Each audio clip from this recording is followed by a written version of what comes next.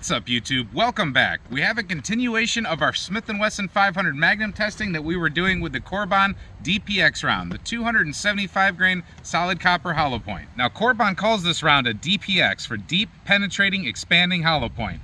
Now, we have a question of, is that really just a BARNES XPB? Did they really just rename it? That's basically the question we have. They look very similar, but not totally similar in our last test that we did. Right here is one of those BARNES XPBs, and I'm putting that right next to the DPS loaded round. You can see that they look just a little bit different on the inside, like different colorations, but for the most part, they do have little flutes, I'm not sure if you can see, or little cuts in the copper to make them expand. There is a tiny little star down at the bottom, so about 99.8% the same. Here's the gel block from the previous test we did with this factory DPX ammunition. We didn't dig the bullet out because we wanted to go ahead and load up that XPB ourselves and shoot it into the gel block and get them side by side, then dig them out. So see what kind of damage they do. Hopefully we got close to the same velocity. This is loaded with little gun, 42 grains. I think the book said it should be about 2,000, but that's not the same barrel length that we have. That's out of an 8 and something barrel. We have a shorter barrel than that.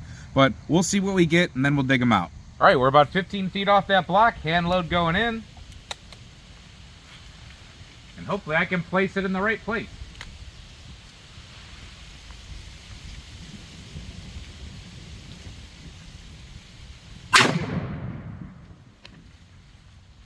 $19.70.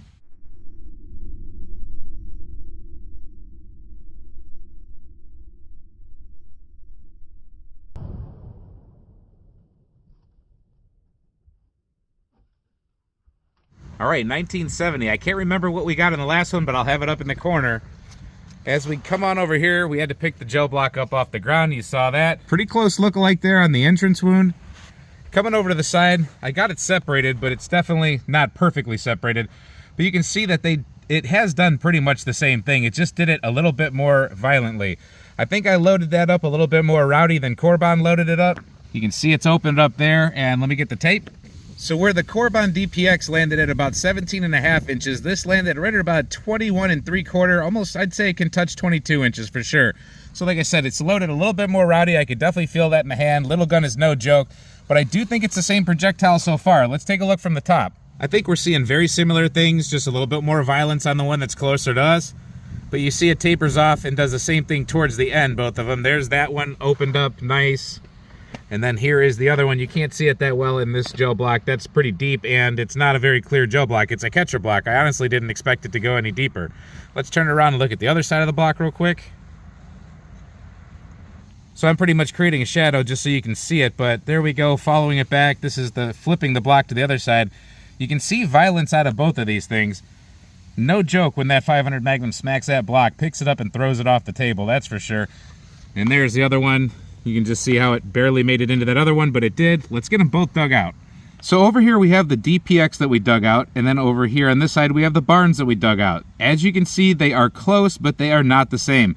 First of all, we can see a little bit of a different color in the copper. So this is a lighter color of copper than this is. They have both mushroomed out in almost the exact same pattern. You can just tell that there's something different here about the inner circle in the middle. This is more of a star. This is more of a circle. Camera guy's gonna try to get the best angle he can on that, but you can tell it is not the same thing. It looked just a hair different before they were fired, and it looks just a hair different afterwards. You can definitely tell some flat sides like a stop sign there and more circular in the middle. When you turn them over, they both have relatively, let's just look at it from this end, it's easier instead of holding them both up. There's a little bit less. Once the petal peels back, you see just a smaller, maybe thinner petal here, maybe just a tad thicker at the edge. Now they're both very sharp. If you were to put them end to end here, this edge here, this is like a knife edge. You can see how it's tapered down. It looks like it's been a sharpened knife. On both of them, they're very sharp. I can assure you those are extremely sharp. I would say that some of them that are on the DPX are a little bit sharper.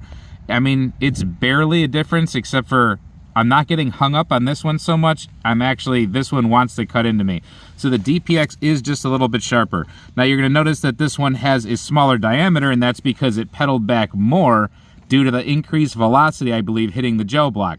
So that's not a matter of how the bullet functions, that's a matter of the velocity that is behind the bullet.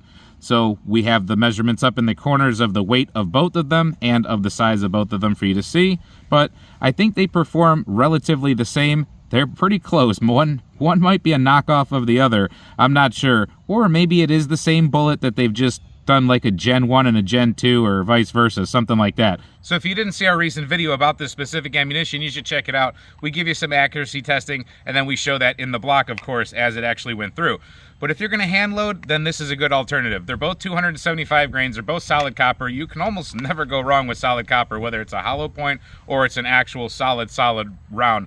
The copper thing has really done wonders for these big bore calibers. Like I said, the hand load version is a little bit hotter than what we got in the box here from the factory, but hey, that's what's awesome about reloading. If you wanna make them a little bit more, like I said, wild or rowdy, you can definitely do that. Or you can tone them down to suit your needs. Hope you enjoyed this testing. Without doing testing, everything's just a maybe or I think. You have to actually put it into some sort of a test format before you actually know the definitive answer. Now we know the definitive answer that at least these two projectiles right here in front of us, they're not the same. So I told you we were gonna do something really cool if that was the same bullet. It's not the same bullet, but we're still gonna do cool things. So the 500 Magnum loading of that XPB next to the 500 Bushwhacker loading of that XPB, next time you see us with this setup here, we're gonna be putting this into gel to compare it to the 500 mag, see how much deeper or more crazy, see if we shatter that bullet, see what we do. Bushwhacker time. For those of you that don't know what the Bushwhacker is, check out our playlist. It's pretty awesome. Hope you enjoyed this testing. Hope you enjoyed these kind of videos. We always try to play with fun kind of stuff. Thank you for watching this video, and until we see you next time, stay safe, have fun, and keep shooting.